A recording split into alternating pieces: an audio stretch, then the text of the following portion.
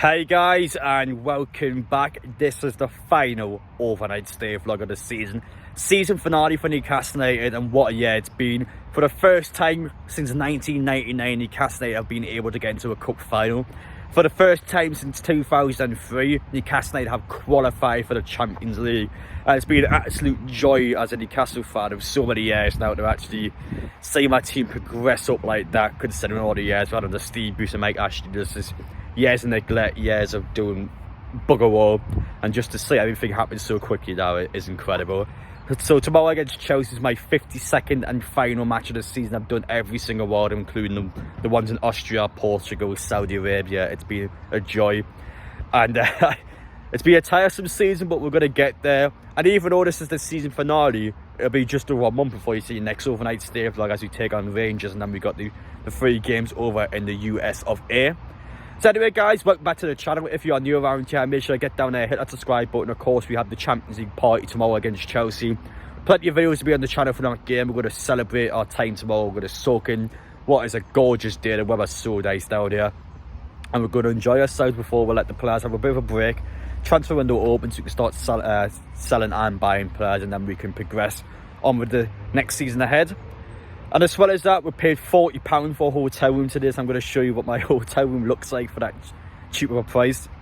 And finally, last but not least, a Sunderland fan, once again, regarding Newcastle, was just taking things way too far. If you remember, I made a video, I think it was only just last week, where I was saying how Sunderland fans are sending me death threats because I was taking the piss out of them losing to Luton Town.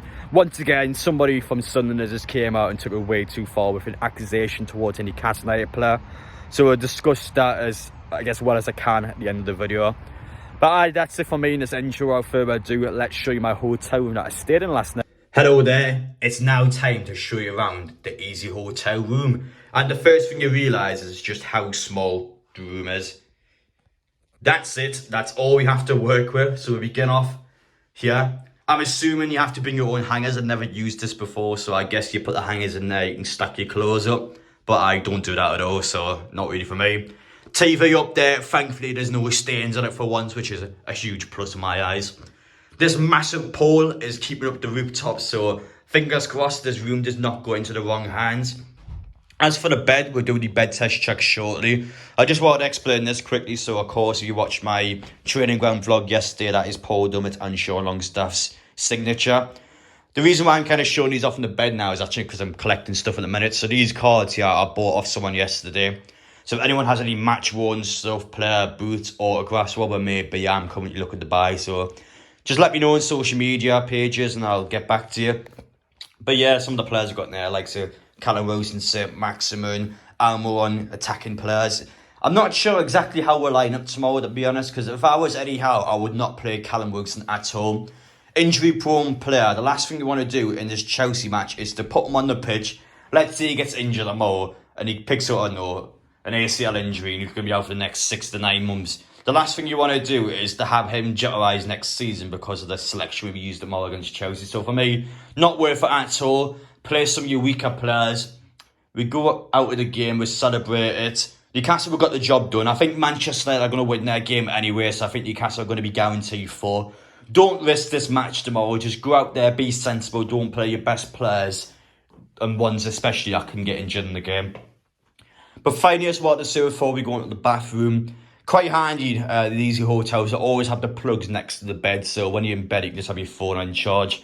Doesn't sound like much, but trust me, the amount of hotels I've been in where I've got to get up, put my phone away before I go to bed, it's a bit of a nightmare. It sounds quite lazy, but it's just not convenient, is the best way of putting it.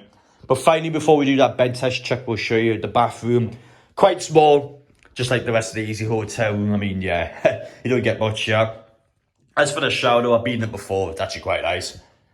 Tied it down there in the corner. Header again. As for the sink here, it doesn't look small, but trust me, it is. So whenever I'm getting my face washed or trying to brush my teeth, like everything will just go on the floor because I've got to properly lean in. So again, hasn't really been thought through properly.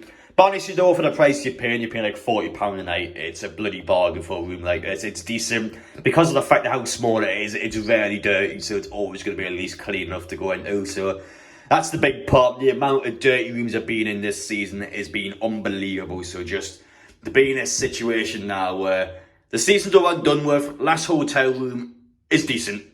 Good enough for me. Well done. It's now time for the bed test check. If you guys have eager eyes, then you would have seen before that this bed has already been slept in. So I'm going to tell you about my sleeping experience last night. I'm going to let you know my final verdict on it. But first off, let's check out the mattress. Oh, that's smooth. For me, I'm somebody that tends to go to crap hotel rooms, so I know a bad mattress when I see one, and this mattress is actually good. And over the past week or so as well, for whatever reason, I've been having a bad back lately. Now, as a Newcastle fan, it might be from the fact that we've been carrying so many teams in this Premier League, it's starting to take a bit of a negative effect on my body. But on a serious note, though, my back's just been killing, so once the season's over and done with, there's nothing I would love more than a massage, and I'll be back in shape, ready to go again for pre-season. But this bed's been good, I've been happy with it. I wouldn't recommend this room for more than one person, I will say that, though I definitely think the Easy Hotel is only for one person. For someone like me that's going to be bringing back several girls to the room, it's just not one of those sort of hotel rooms, you just can't do that. Especially when I got the Leaning Tower bloody Pisa standing in front of me there. I mean, why the hell is that my room?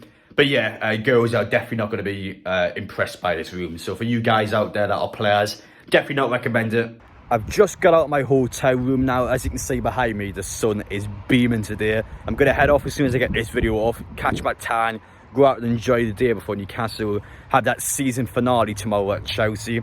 Hotel room itself though, massive plus for me.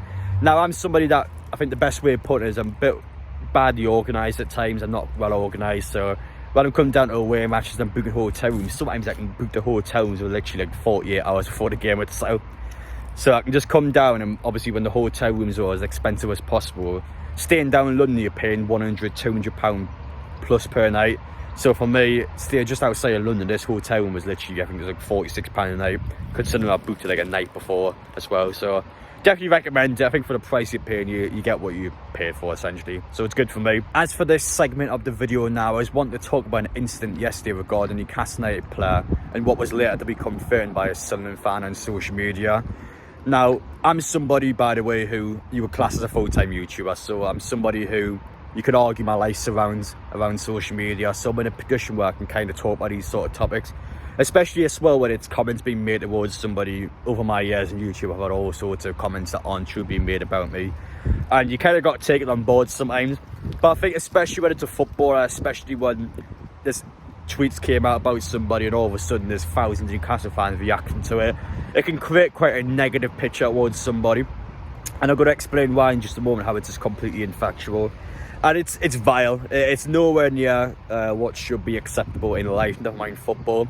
So I'll tell you about the topic now. So somebody yesterday on Twitter actually posted a tweet about a Newcastle United player, a photograph as well, claiming that after the Champions League celebrations, this Newcastle United player did this to his family. And I'm not going to tell you which player it is as well, because again, I don't want to kind of promote it anymore that's already been promoted, because I mean, judging by the fact that this person deleted the tweet afterwards, it tells you straight away that it's completely slanderous.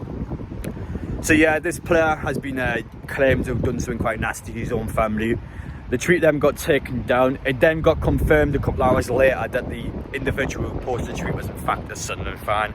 Oh, shock horror. I mean, it's ridiculous. I mean, that's not even football at that point. When you come out and make those sort of comments about a Newcastle player and then you delete your tweet like an absolute coward that you are, it's vile. It's absolutely vile. That's not football, or, you know, that's just somebody being an absolute bella. And I don't get it, you know, like, even me, for example, like, obviously I don't like Sunderland. You guys watching this video probably don't like Sunderland Newcastle fans, but you wouldn't go out your way to kind of say something so nasty about a Sunderland player, would you? I mean, this is somebody that's just watched salty because he's lost in the Championship playoffs to Luton after winning the first leg, and he's watched Newcastle get into the Champions League somewhere that a Sunderland's never been in before. So for a Sunderland fan to actually go out his way and just try and, I guess, drop all this crap on the Newcastle player and try and ruin his life, it's ridiculous. And I'm hoping that the player in question actually presses charges against this guy, because under our court of law, straight away the validity's gone, because there's a Sunderland fan that's commented about the Newcastle player, not mentioned as well, he's deleted his tweet. I mean, this guy has got nothing to work off on, and I'm hoping that Newcastle do something about this, because I think it's far too easy in social media to kind of come out, make these claims, and then just delete your account and just hide away like a little troll. For me, no, I think we should hold these people accountable, especially who make these sort of slanderous comments on social media. It shouldn't be anywhere near football, and as well as that, life. So I was just disgusted really, so I want to come out now and kind of give my thoughts, but I know again regarding something that is just one person in question. I'm not going to judge the entire football club off this. It's one individual that's gone out of his way to try and throw this dirt on the Newcastle player. It's just dirty really. I mean, again, it's one of them ones really. So I'm hoping that the Newcastle player does press charges. I'm hoping that the club does something about it. I'm sure the club would have seen it first time, and we need to kind of put a stop on this, because it's just not how football is really. It's nowhere near good enough. But I just want to come out now and kind of give you my thoughts on it. If you guys have seen it on social media, obviously let me know your thoughts down below. Obviously I'm going to delete any comments as the player's name in it, because again I don't want to try and promote this in the video. But yeah, that's just what I wanted to say regarding this Sunderland fan, guys. But yeah, I'm going to finish things off now. Of course, we have that Chelsea match now, the season finale, and then we can just enjoy the summer, get back with pre-season, get back with Rangers, get back with America, and get back with all the signings we're going to make in the summer. So yeah, one step at a time. Been an amazing season. No matter what happens tomorrow, I've been so proud of the team. We're finishing the top 4. That's the most important part. Let's get out of Chelsea mode. Let's celebrate. Let's have a party, and let's enjoy it while we can, because Champions League next season is going to be a blast. Take care, guys, and I'll see you all in the next.